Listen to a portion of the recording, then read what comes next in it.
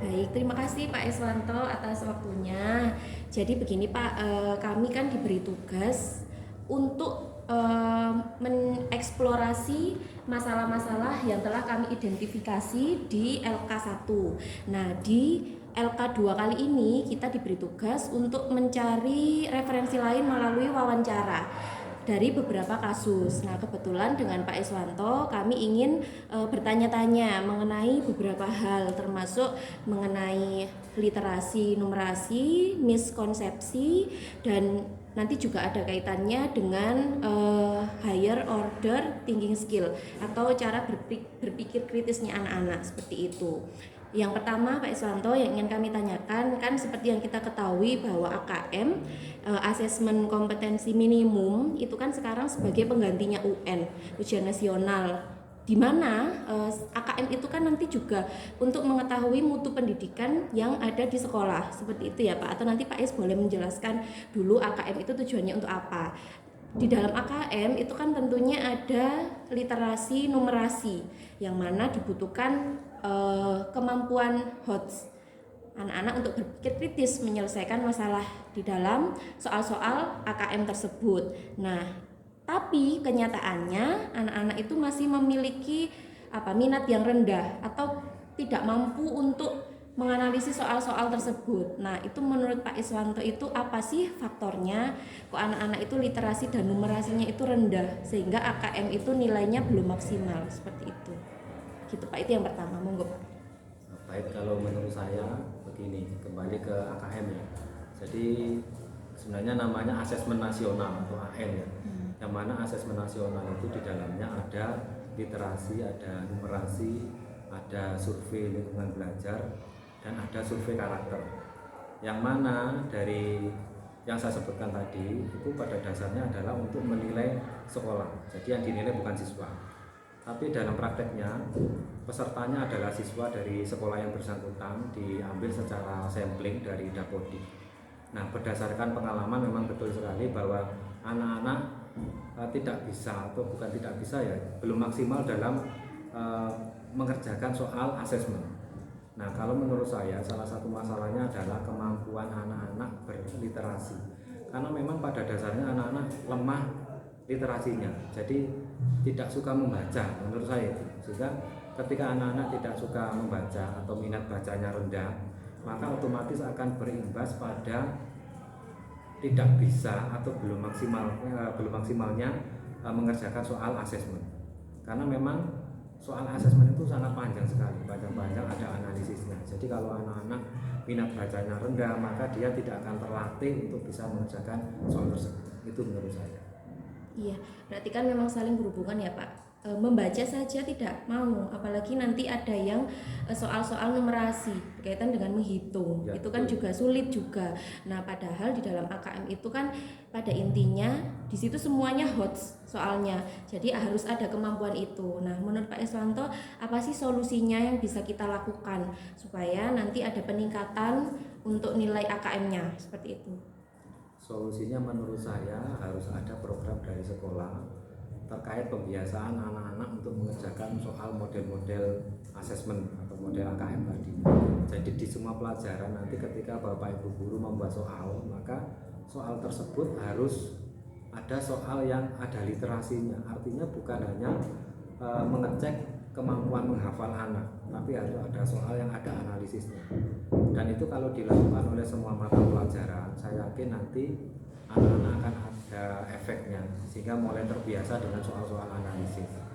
Anak-anak juga terbiasa dengan membaca soal yang panjang. Nah, menurut saya dengan cara seperti itu bisa melatih kemampuan anak-anak untuk menyelesaikan soal-soal AKM. Itu menurut saya. Iya, begitu. Untuk saat ini apakah sudah ada yang dijalankan Pak dari pihak sekolah untuk peningkatan AKM ini sendiri? Untuk yang saat ini kita sifatnya hanya himbauan. Jadi kepada Bapak Ibu guru mata pelajaran kita sifatnya menghimbau agar pada saat membuat soal entah ulangan harian atau penilaian akhir semester, maka nanti harus ada soal yang sifatnya literasi, ada bacaan yang panjang atau HOTS istilahnya. Nah, tapi kita belum sampai melakukan kontrole, memastikan betul bahwa setiap guru tersebut melakukan itu. Ya semoga di tahun depan ini atau tahun ini kita bisa melaksanakan itu sehingga nanti anak-anak bisa terlatih untuk mengerjakan soal kasih. Begitu Bu menurut saya. Ya, seperti itu ya. Terima kasih banyak Pak Iswanto. Nah, ini ada satu lagi ini Pak.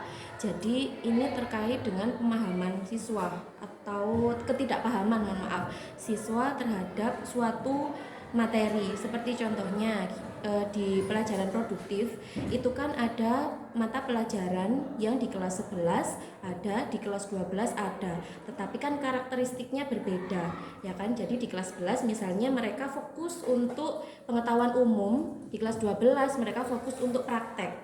Nah seperti itu, tetapi pada kenyataannya siswa itu istilahnya pemahamannya berbeda, jadi disamakan. Jadi di kelas 12 mereka itu tidak mau maksimal, tidak mau dituntut untuk praktek. Nah itu kan menyebabkan miskonsepsi mata pelajaran anak-anak tersebut. Nah itu menurut Pak Is, apa sih penyebabnya dan bagaimana solusinya mengatasi hal tersebut? Menurut saya yang menyebabkan itu adalah salah satunya ya mungkin begini. Jadi ada mata pelajaran di kelas 11 ya misalnya ya. Iya, Pak. Kelas 11 ada pelajaran tersebut, kelas 12 ada lagi. Nah mungkin di kelas 11 belum tuntas. Jadi anak-anak secara KD ya istilahnya KD-nya belum tuntas, anak-anak belum bisa menguasai semua materi di KD tersebut. Nah ternyata KD tersebut masih ada hubungannya dengan di jenjang berikutnya. Nah karena itu mungkin Bapak Ibu guru mengajarnya mengulang lagi karena memang untuk mengarah ke KD berikutnya harus paham di KD sebelumnya. Sehingga di sini mungkin ya menurut saya yang membuat anak-anak bingung. Jadi kenapa kok mata pelajarannya muncul 2 kali? Kenapa kok pelajarannya harus diulang lagi? Jadi mungkin salah satunya itu. Jadi menurut saya untuk solusinya adalah begini. Jadi guru di jenjang yang pertama misalnya kelas 11 harus benar-benar memastikan KD-nya tersampaikan dengan benar, dengan baik dan anak-anak menguasai.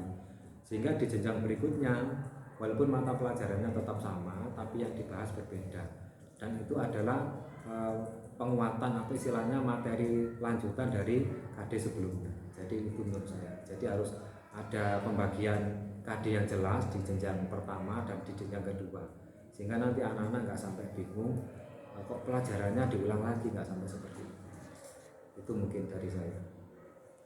Ya, baik, terima kasih Pak. Jadi intinya memang harus ada penguatan juga dari gurunya ya Pak ya.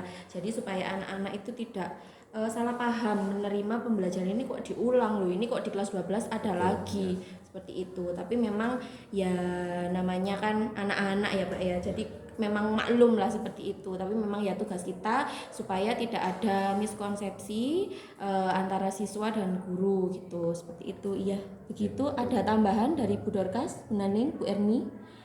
Ya, terima kasih Pak Iswanto. Semoga nanti hasil wawancara dengan Pak Iswanto bisa memberikan wawasan bagi kami untuk mengembangkan analisis yang sudah kami lakukan seperti itu. Terima kasih banyak atas waktunya. Terima kasih Pak.